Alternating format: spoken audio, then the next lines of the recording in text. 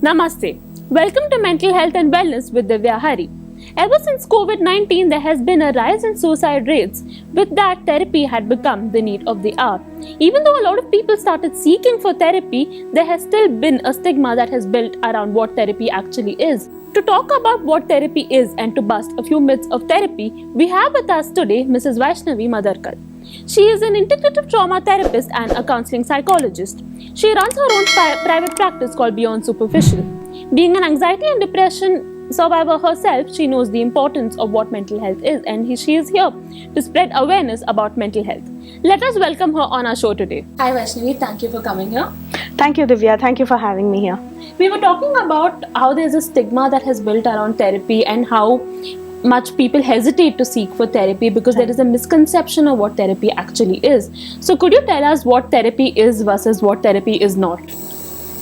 Right. So, firstly, that's a very important question. Let me try and explain this in terms of physical health, right? So that it is easy for people to understand. When somebody has a physical ailment, or even if they are just feeling under the weather, they seek help to get some kind of relief, and so that the symptoms are easier to manage, right?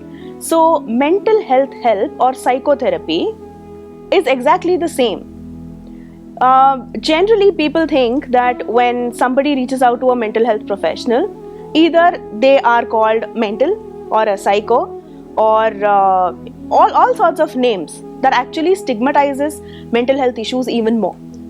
So psychotherapy is also a process of unlearning a lot of unfavorable patterns, conditions that are not favoring our day-to-day activity.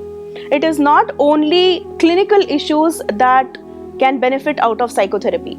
Even day-to-day stress, relationship issues, communication skills, a lot of learning and unlearning happens through the process of psychotherapy in a way that it reduces stress.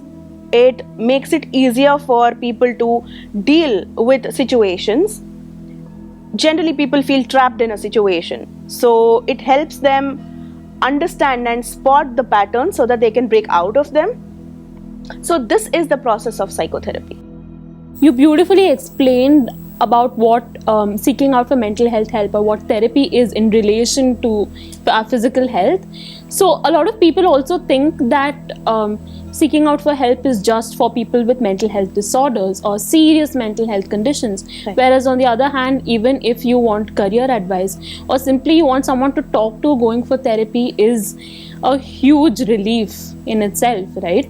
This is just like getting a general checkup even though you don't have major physical health concerns. Absolutely. Right? So a lot of people also think that therapists just nod their head in sessions or therapists give advice. What do you have to say about that? All right. I think this calls for some myth busting, as we call it. So let's shed some light on certain myths of psychotherapy and mental health help.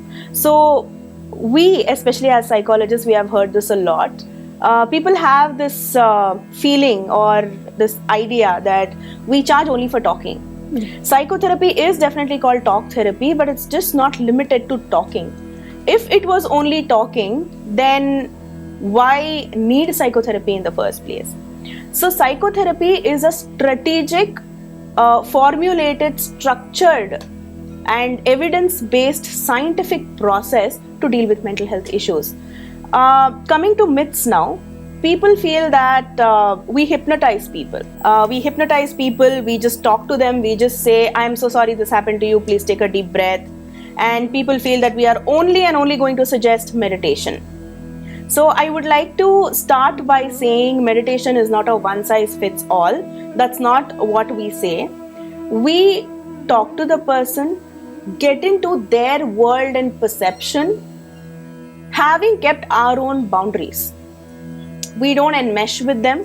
This is exactly what distinguishes a therapist from a family member, right? Our emotions are not entangled.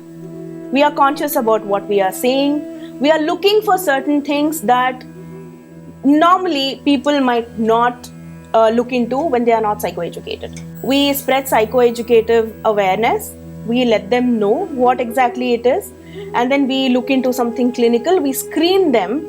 We screen their behavioral patterns, and Yeah, in short, we actually try and get into their subconscious. This is what happens in psychotherapy. And no, we don't hypnotize.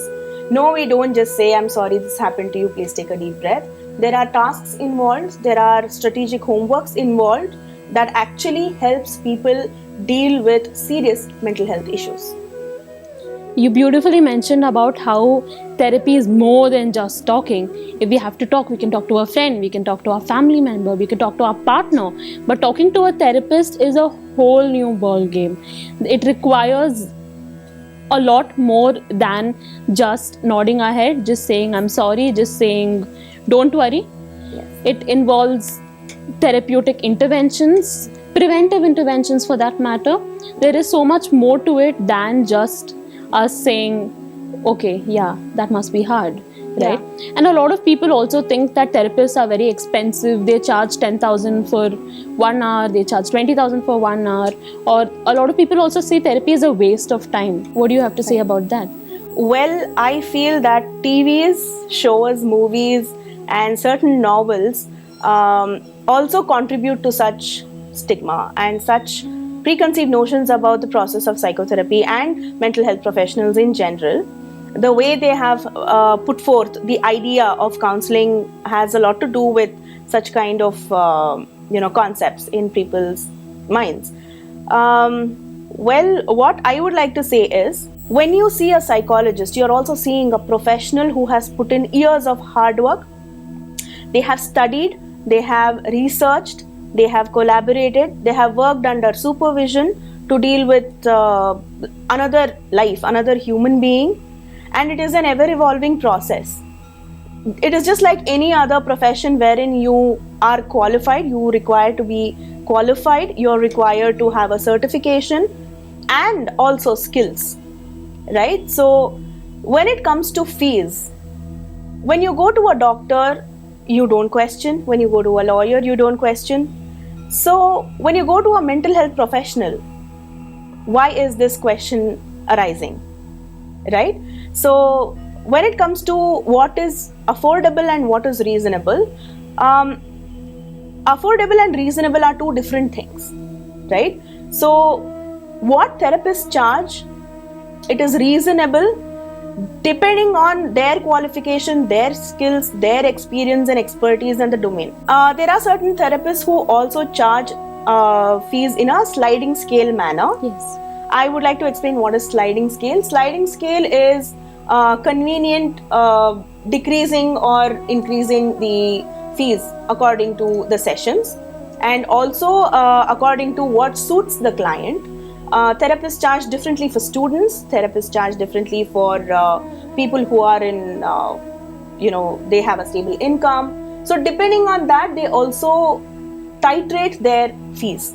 So this is called sliding scale. So many therapists are open to it. They also work for pro bono initially when they are starting out. They work for NGOs. So yeah, that's what I would like to say. Yes, like you mentioned, there are therapists who do charge a huge amount, but that is for the efforts they put in, right? Because it's not just 1 hour they are charging for. There is a lot that happens behind the scenes.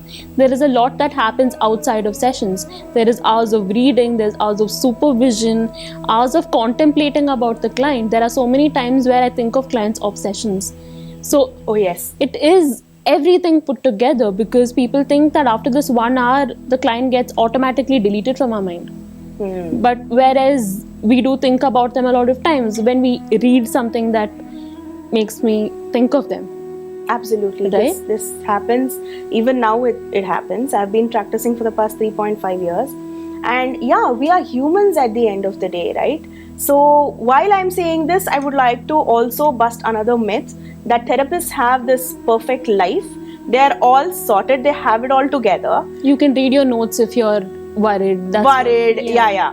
So yeah, you're a therapist, I know you can manage this, and yeah, to an extent, yes, that's partially true that we have the awareness, but at the end of the day, even we are humans. And also psychotherapy is a process that emphasizes on human to human connection and relation, right? Today the technology is so encroached into our spaces, relational spaces, that the human to human connection is somewhere deteriorating and fading away.